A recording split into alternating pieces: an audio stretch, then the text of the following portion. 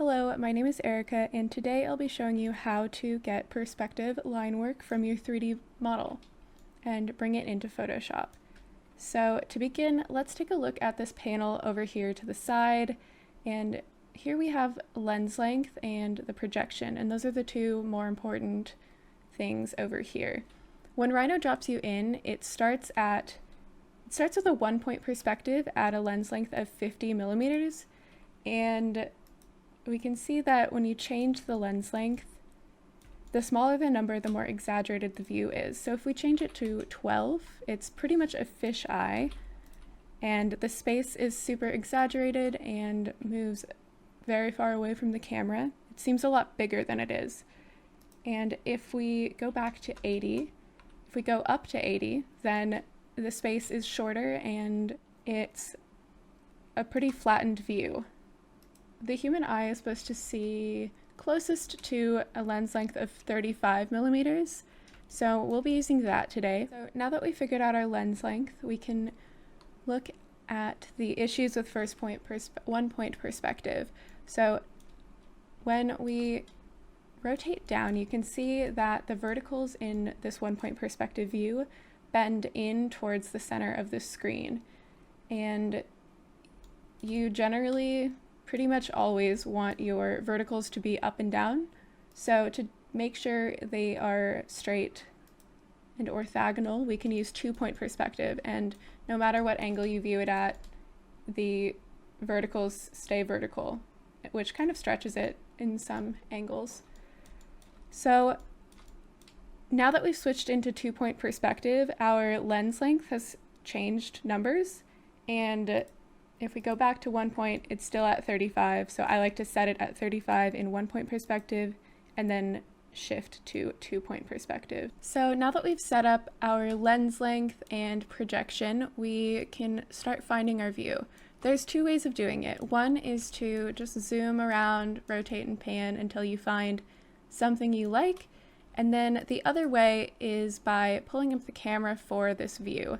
You can do that by typing camera and toggling that on, and then if we zoom out here, the camera will shift too.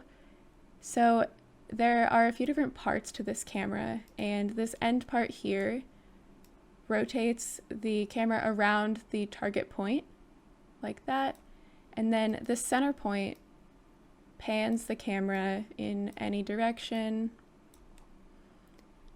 The point here changes your target point like that, and these points up here only work with 1-point perspective. So I'll show you those by changing this back to 1-point perspective, and then this upper corner here changes the lens length.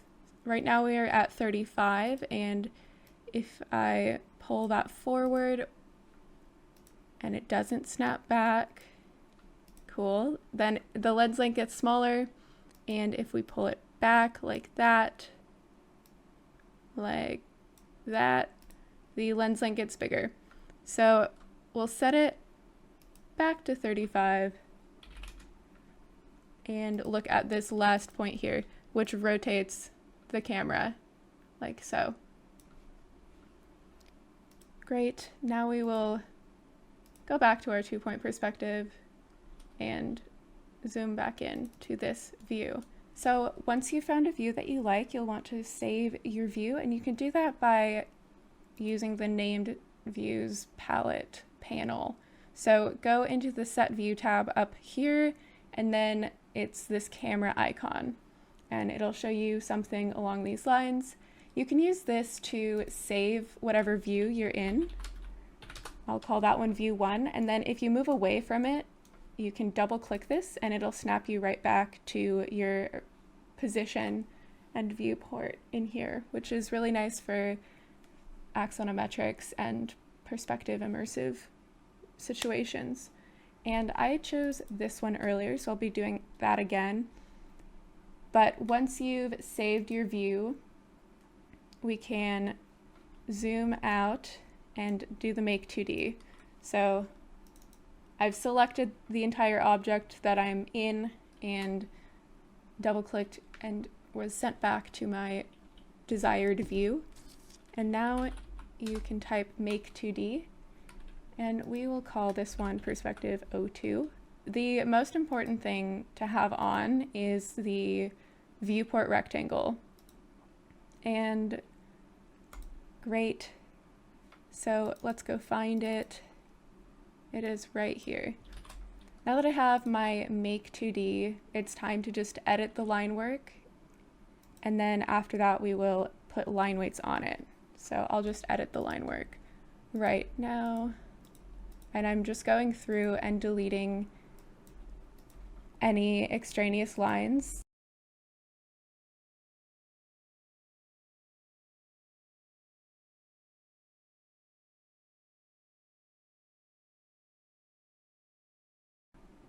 Okay, now that I've gotten rid of all of the lines that I don't want in there, it's time to line weight it.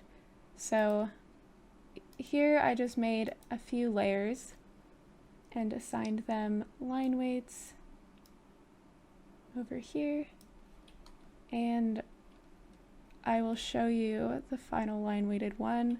This is just them represented as colors, and print display, toggle it on, and you can see that I used the darkest line weights around the openings and then went from there. So with our final drawing line weighted and everything, we will print it like usual.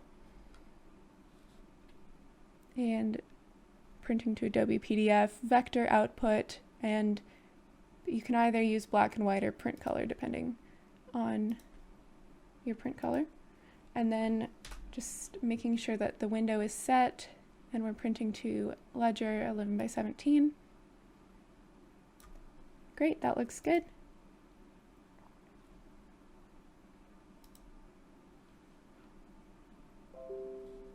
Okay, and we can see our final result here. And this is what it'll look like when Chad shows you how to bring it into the Rhino perspective as line work. And so she took you through how to get your PDF out of Rhino with that immersive view.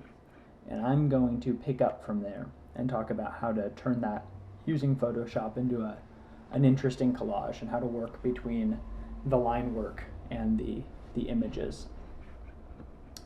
So to start, you'll have Photoshop open like so, and I would just go up to File and down to Open, and then in your file directory you can find where you've saved that PDF.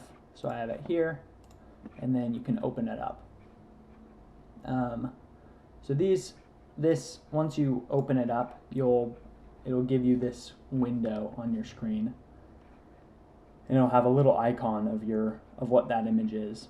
And it's a couple important settings is set the crop to media box, and then other things to think about will be the pixels per inch. So this is the resolution it's loading in. If you have too high, your file will get too big. Sometimes I'll do 600 for finished imagery, but 300 will probably be sufficient. If you go under 300, you might lose some resolution in your lines. And then you want it to be an 11 by 17 in landscape configuration.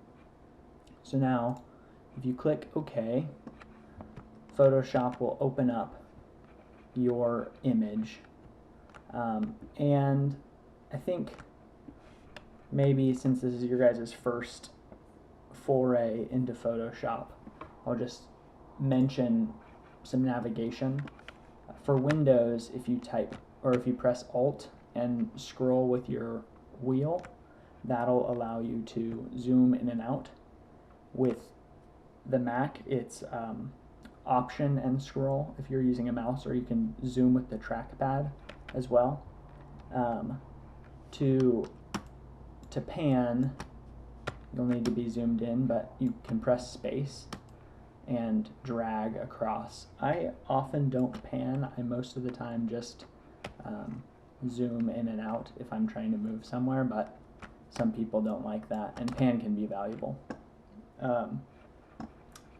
Some other things just from the beginning, there's this little, you've got your menu items up here, some tools on the sidebar, and then over here on the right side of your window, you'll have different tools like layers, channels, paths, all sorts of little goodies that you'll begin to get to know. But over here, there's some preset menu configurations, so you can change that to photography. I know some people like to work in that. That's what Erica and Anna work in. I always work in essentials. Maybe it's just because I haven't yet discovered the benefits of photography. I'm sure if I was more attentive, I would. But I'll remain in essentials for this tutorial. So layers are really important in Photoshop. There's different layer modes. These can be a little gimmicky, but can be valuable for different Photoshop purposes. We'll just leave that in normal for the sake of this tutorial.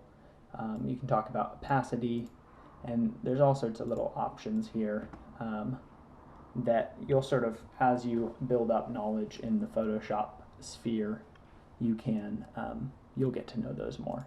You can, if you double click on the layer name, it'll rename it. There's this hamburger icon up in the top right corner of the layers panel, and that has other options as well. Another thing that can be pretty helpful is this history tab. History will save a certain number, a set number of moves. So if I were to paint over this white, I could go to history and go back to open, and then to my previous move, and now it'll start fresh. It'll get rid of that. You can also press Control-Z or Command-Z to undo things, but history can be a good way of scrubbing through a bit more intuitively. You can also move forward again. But I think once you do another option, it'll permanently erase whatever came before it. The other thing, which I just used the brush tool, over on your menu, over here on the left side of your screen, there will be these little icons. This paintbrush is the brush, and how you edit that is up here with this drop-down menu. You can change your size based on pixels, because Photoshop primarily works in pixels. Your hardness will give you soft edges on the edge of the brush, and at 100% you have these hard edges at the edge of the brush. You can also change, they have these preset brushes, which I don't normally explore much with.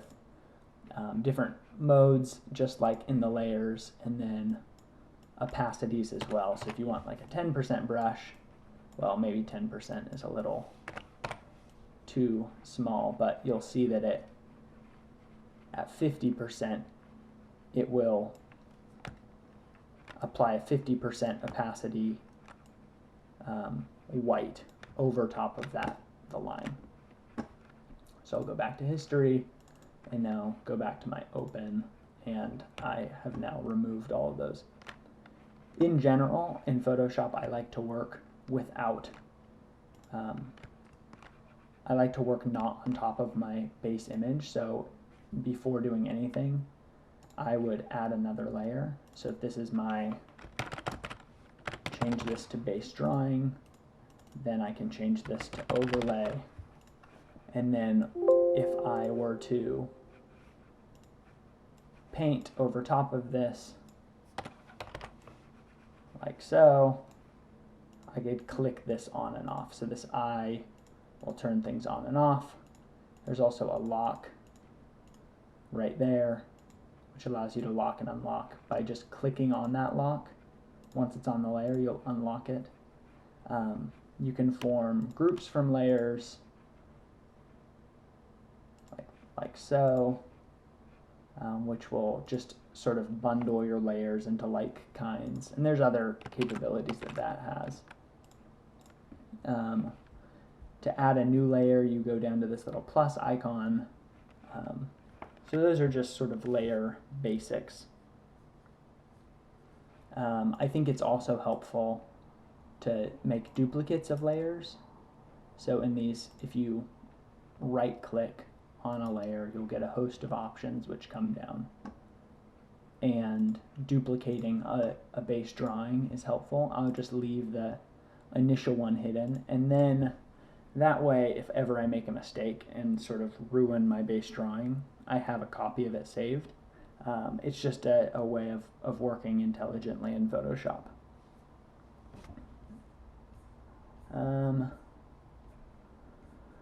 So the first thing that maybe we'll take on in this tutorial is finding our horizon line. And to do that, we'll just drag a guide down from up here, our rulers.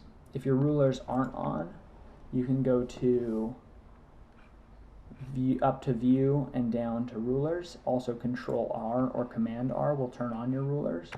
So your screen may look like this without those number marks on the edges.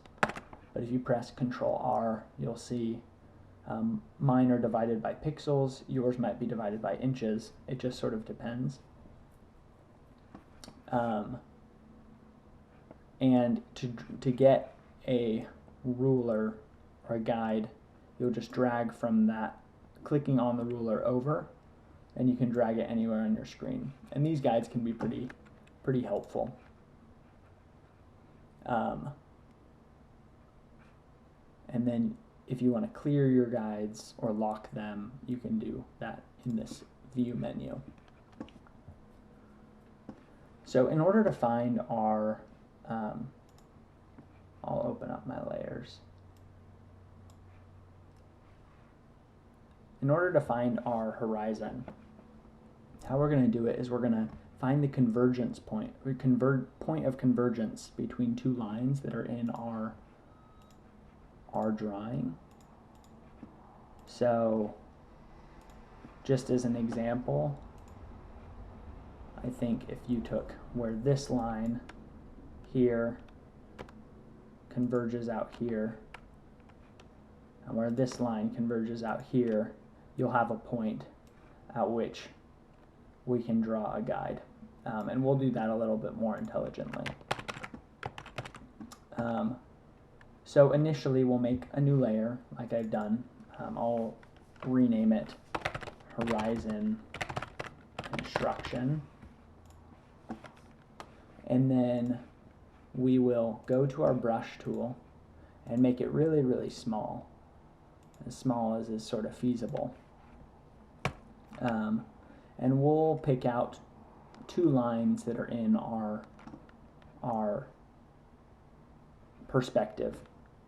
I'll pick out one at the bottom and one at the top. It also works with two at the bottom or two at the top, but I think that the convergence comes a little quicker if you do it this way. So once you've set your brush to a lower pixel size, I'm going to set mine to 10. You can zoom in here, and by clicking one time with your left mouse button, it will place a black dot, and make sure that this is in your new layer. And then by going to the end point of that line and pressing Shift and holding Shift and then clicking again, it'll create a line that connects those 2 points with your brush. And now, once we have that, we'll make another layer for our top horizon construction line.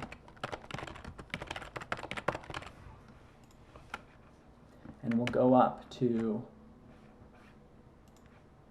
this line here, or really any of these top lines would suffice, but I'm just picking this one out because it's particularly visible, and we'll repeat that process. So click once with your left mouse button and go over to the end of that line and press shift and then click again, and make sure that's on a separate layer from your bottom one. And next what we're going to do is we'll extend these lines so that they converge at a point, so somewhere out here where our horizon occurs. So in order to do that, you'll click on the layer you want to extend and press Control T. That stands for transform. You can also, I believe, go here and transform scale. That also works, but I think Control T is a good one to remember. And then by dragging in the corner and pressing Alt and dragging down, in this case, it will send that line, it'll scale it up along its axis down to about where I assume this line will converge with it by that point, and then you'll press check.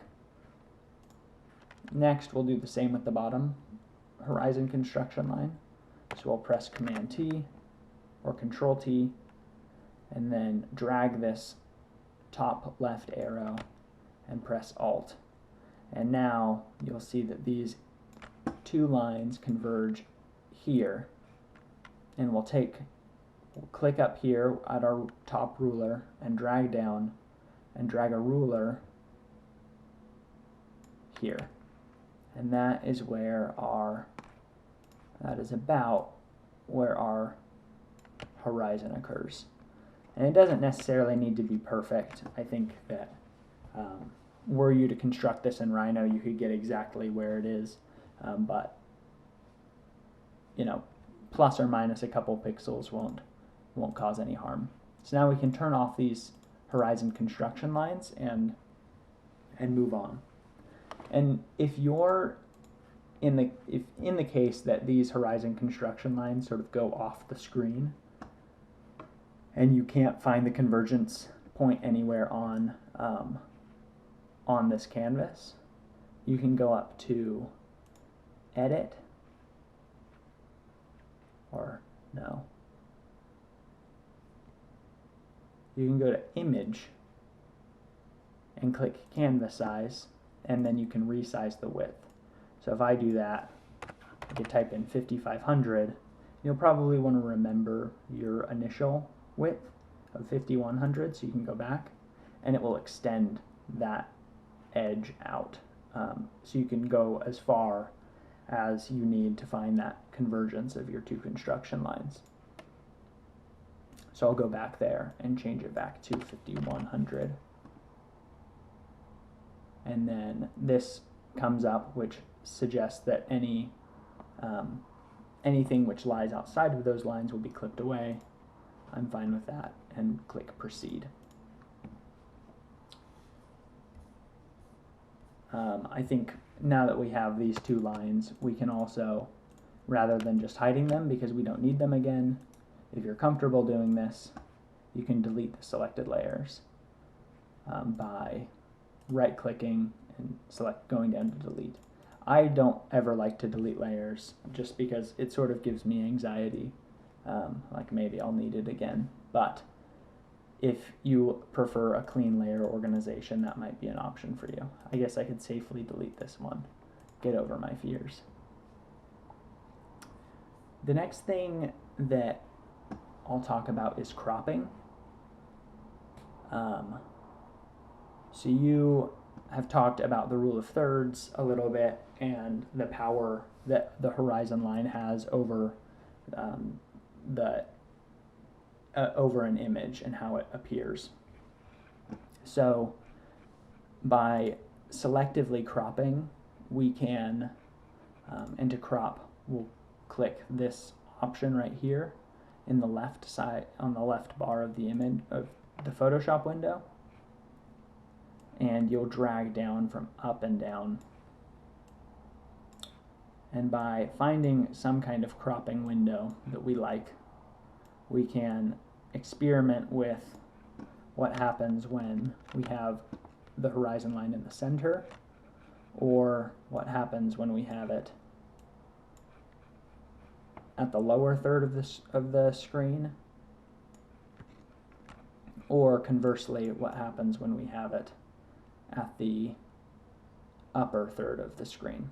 And each of these just presents a different image case and changes the notion of the perspective. So you could crop this around wherever to find exactly the perspective that you want. In this case, I'm going to opt for a lower horizon line and give more access to my, or give more perspectival attention to the roof or ceiling of this space. So then you press check on the crop preview, and this is now your image.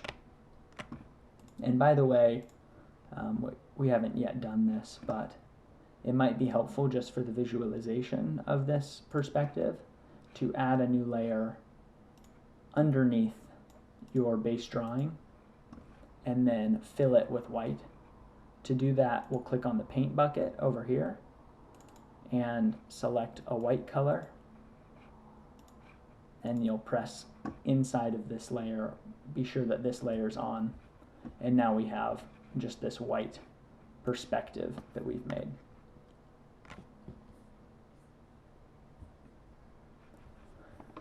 So next we're going to talk about masks and masking images into this file so that we can change it and give it a background or different qualities and patterns and textures and such. And this is a pretty common use case of Photoshop. To start, we'll go into our file directory and we will find the file that we want to insert, and we can just drag it from our file directory into our Photoshop window. It'll load up, and then in this case it's occurred behind my lines, so I just dragged it up in front of my lines. And then I can crop that image or press Control T and rotate it. If I hold Shift while I rotate it, it'll constrain it to different snapping points. I think it's at 15-degree increments. So I'm going to find a good place where I like this image to be. Maybe it would be helpful to have it behind so I can see exactly what will be in the background. But I want some of this squirrely action here. So I think that looks like a sufficient viewing thing to view from through these big apertures. So in order to crop this or make a layer mask, what we're going to do is we'll go to the selection tool, the quick selection tool, and we can, with the base drawing copy selected, we can select this inside of this region, and it will constrain our selection within these different pixel regions as defined by our line drawing. You can change your tolerance. So if this were a color image, for example, such as this poster pastel, I could click, and because my tolerance is only at 10, it selects things that are within a tolerance of 10 pixels away. I don't exactly know what the tolerance means technically, but it will select things that are within 10 units of this color. If I change that to 50, my tolerance is larger, so it will select things in a broader pixel range.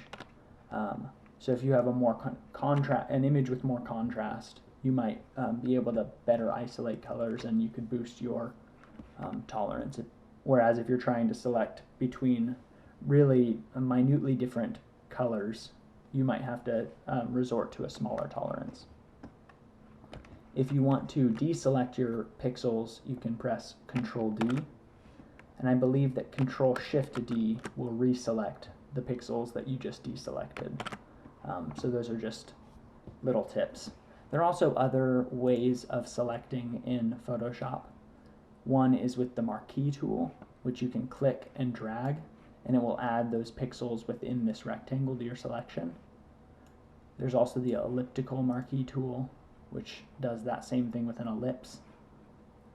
There is the polygon lasso tool right here, which allows you to essentially create a polyline, and anything that occurs within that polyline you define is selected.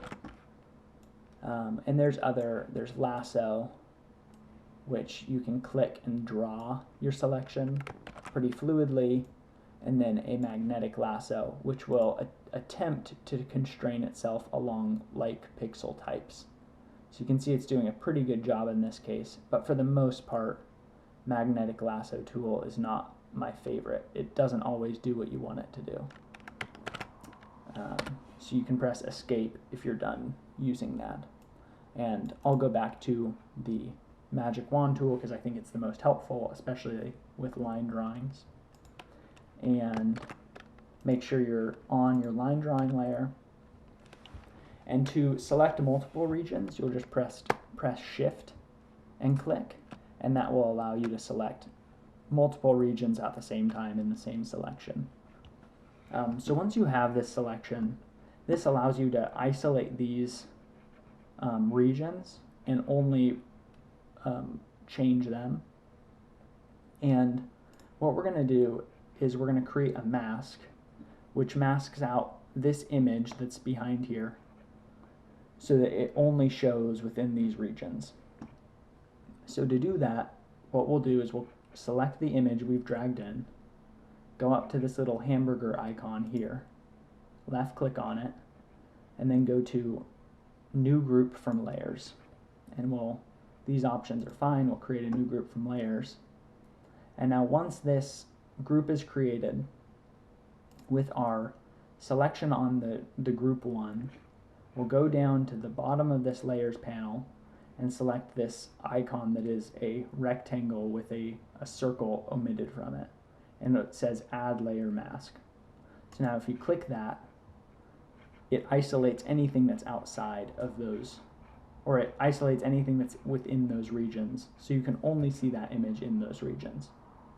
If you are in a case where it isolated only the things outside of those regions, you can go to the properties right here, which are generally a pretty important tool, and you can, with that layer mask still selected, you can type, or you can press invert, and that will invert the selection, so it omits the things that are within these windows and includes what is without of them. So we'll invert that again. And what creating that group gives you the power to do is you can now still, if I'm unhappy with the cropping or clipping of my image, something is outside of it that I really want to be included, I can click on that image and press Control-T and change the scaling and positioning of that image. So if I decide that I want more pink or more white or more purple, I can change how this image appears within there. So I think that for now that right there is probably a sufficient crop. And yes, in order to edit this layer mask, we can press Alt and click on the layer mask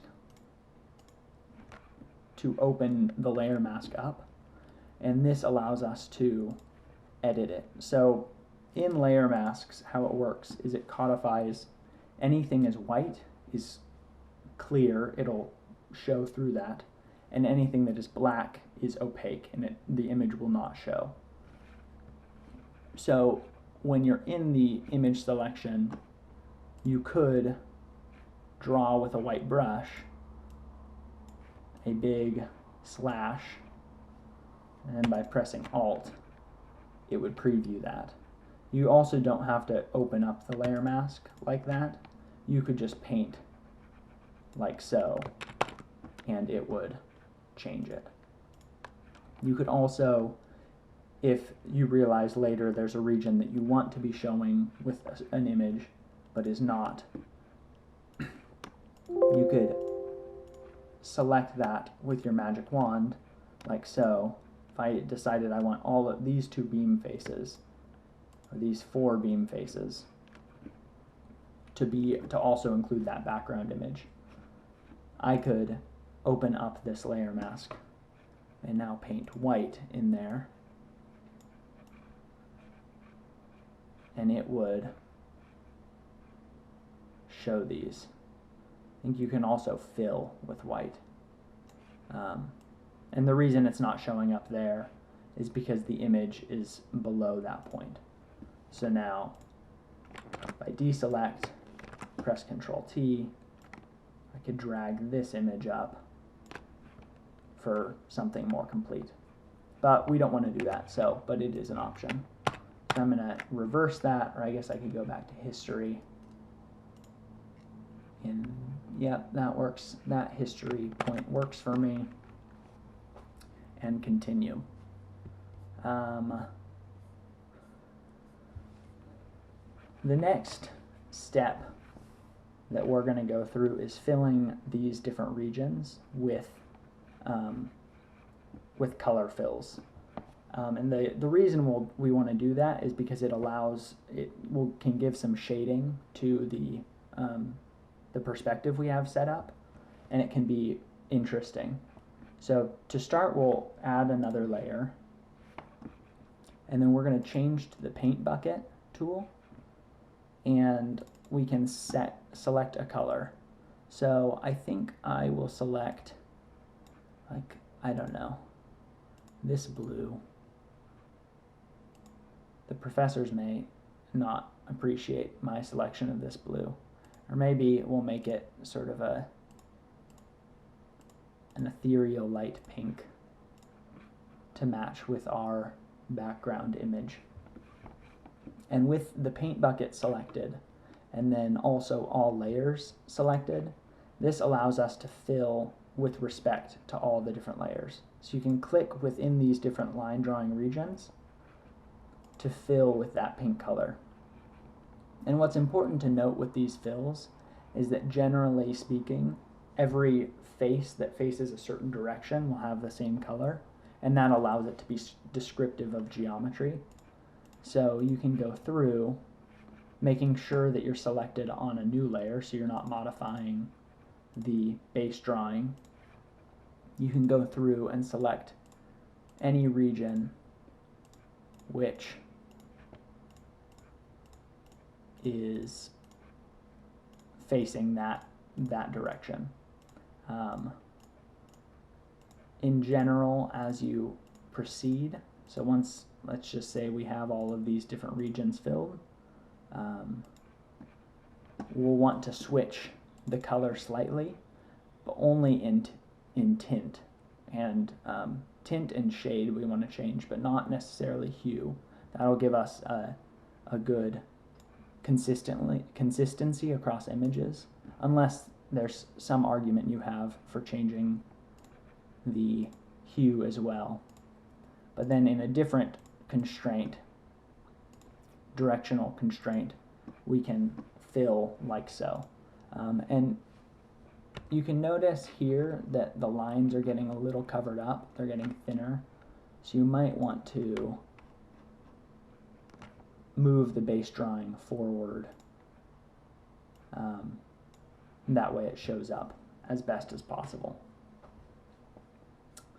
So the final step to making this perspective, and I'm assuming that you guys at this point have just the most fantastically shaded and masked beautiful collages.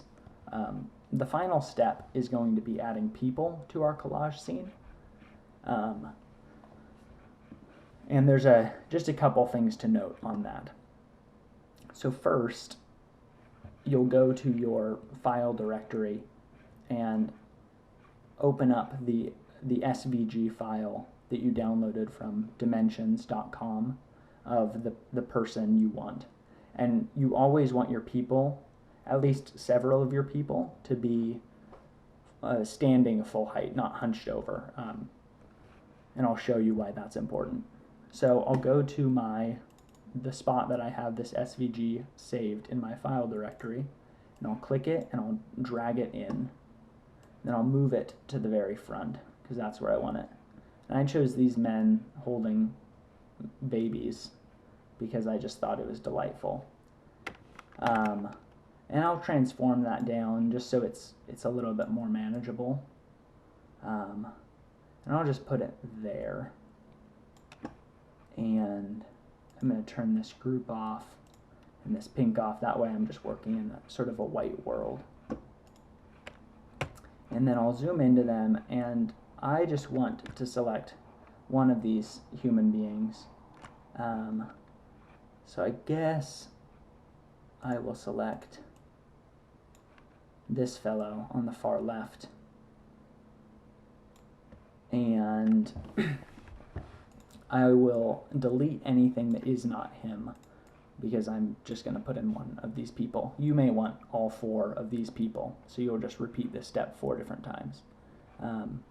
So after including him in your selection rectangle, you can go select inverse up here, select inverse. It's also Shift-Control-I as it tells you the command there. And then with that selected, you can delete, although it says could not complete your request because the smart object is not directly editable. And to fix that, we'll go to the layer, right click, and then click rasterize layer. And then now we can delete. And the reason it does that is because a smart object stores other information, sort of links it to a separate file location. That way, if you edit that smart object file in a different application, you can update the smart object and it will automatically update in your Photoshop document. But if you modify it in Photoshop, it sort of voids that inner relationship. But that's sort of besides the point. So we can move our little fellow to this little white region, and we'll want to take the magic selection and click inside of his lines with sort of a high tolerance. That way we're not cutting off any of the blurriness which occurs on the edges. And then we'll select the inverse again and delete. And that'll delete this little line on the bottom, except for this one instance. But if you deselect and then select, lower the tolerance to 25, let's say. Nope, that did not do it. Try out the polygon lasso tool. Select around that little dash, delete. And now we have just our human isolated. And once we have this human, if you don't want these specific lines, you could select in there and then fill with your fill tool his lines black if you want him to coordinate with the rest of your line drawing. You could also fill inside of different regions if you want the baby shirt to be black. I don't know. Probably not. Maybe. You want the baby shirt to be the same color as this galaxy that happens behind here. That's just up to you. It might also help. It may help, though, if you fill with white. That way anything which occurs in front or behind is not showing up, so he's no longer clear. So I've done it except for there. Alright. So the final step to adding these humans is placing them. So if you have the basic argument for a perspective is that every human being with an average height, which I think the average height for eyes is like 5 foot. But every human being, because it's your viewpoint, the horizon will be equal to eyes. So every human will occur along its eyes, unless they're hunched over, which is why hunched characters aren't good for this. So this, now by scaling him up, pressing Control T and scaling him up such that his eyes are over that horizon line, he's placed exactly where his feet are. If you want to change that, like send him further back, you can scale him accordingly, but you can move him to any position within this scene, like so, as long as his eyes are always, regardless of his scale or his depth in the space, his eyes will always be on that horizon line. So I think that this here is probably a good place. He and his child are staring off into the galaxy in their pink room. That works for me. And I think that's everything I've got for you. I wish you the best in your Photoshop adventures. I'm happy to ask any other questions that you guys may have. And just Photoshop is one of my favorite programs. It can be really exciting and fun, and you can create some fantastic imagery with relative quickness. So